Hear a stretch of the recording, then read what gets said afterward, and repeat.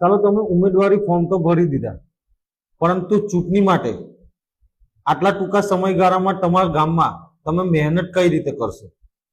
તો તેની માટે અમે એક ફોર્મ્યુલા બનાવી છે.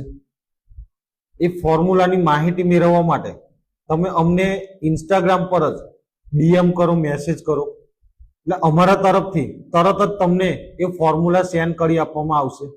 અને એ ફોર્મ્યુલા દ્વારા તમે તમારા ગામમાં એ રીતે મહેનત કરો, જેથી તમારી 100%ની મહેનતમાંથી લગભગ 40%ની મહેનત ઓછી થઈ જશે અને તમને 100% રિઝલ્ટ મળવાનો ચાન્સ મળી શકે છે.